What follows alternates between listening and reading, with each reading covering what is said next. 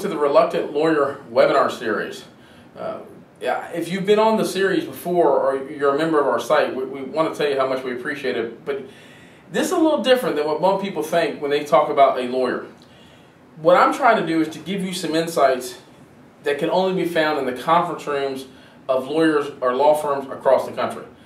And these are things that come out of those conference rooms and those negotiations that are very unique.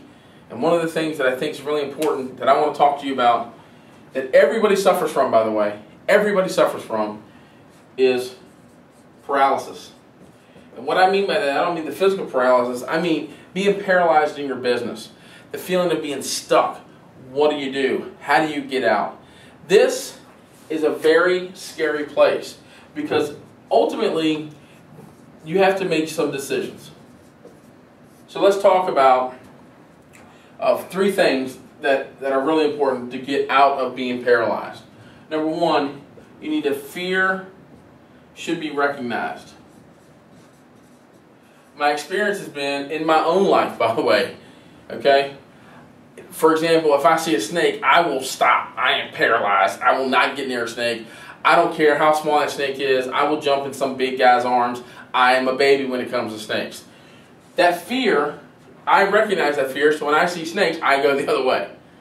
Some people now have not recognized their fear, and so they are dangerous to themselves and to their company because they're moving away from something that they don't know is there. So this is the first thing you have to do. You have to recognize the fear. Secondly, you want to make sure that your paralysis does not come from failure. And what I mean by that is, are you afraid that your failure is going to create a negative feeling about yourself or your company? And therefore you're paralyzed to try something because you don't want to fail. Well, here's a newsflash for you. More likely, if you're being paralyzed, you're already failing. Listen, failure is just the universe's way of telling you you're doing it wrong and try something else. It doesn't mean anything than that. Now, we are taught from the very time we're kids to only do what's right. Don't do what's wrong. Well, that can lead to a sense of paralysis. Harken back to yourselves, okay, when you're in your classroom as a small kid, second grade, and the teacher says, what is 2 plus 2 is 4, right? If they say, what is 2 plus 2, and you didn't know, like I didn't know, are you going to be paralyzed if they ask you the question? Absolutely. You don't want to look dumb. You don't want to look like you don't know. So there are ways people do this. They make up an answer. Or they fake it, or they just sit there. Either way, paralysis typically deals with a type of fear of failure. Thirdly,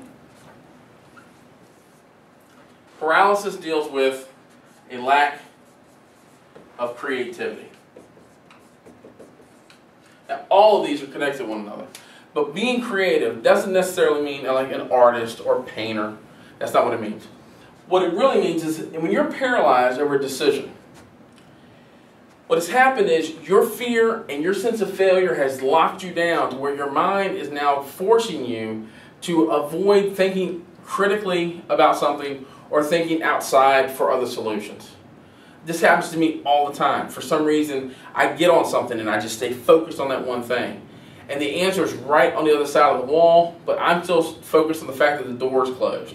I won't open the window, crawl through, and get to the answer. So if you feel yourself having a lack of creativity, don't consider that a failure. Don't consider that being fearful. What you need to do is give yourself some space, okay? And what I always like to do is that if I'm paralyzed, I always like to get consensus. I go to someone who's not a part of my business, I give a hypothetical to them and say, hey, can you give me some ideas on what you would do? I'm telling you, 9 times out of 10, they say something that triggers it. It opens up my creativity. I lose my sense of failure around it. I'm no longer fearful because I can see the path. And then I go back and I plan out the steps to that successful idea. But if we are paralyzed at the beginning, the most dangerous thing you can do is just do anything. That's a mistake. Stop, recognize your fear, identify if you're putting a negative connotation to failure, and then ultimately, is this sort of blocking your creativity? And if it is, give yourself some space to move forward. If you do these things, I think you can take yourself from paralysis to motion and have a successful transition from a stopping point to a starting point of something new and fresh. We really appreciate you. Thank you for listening.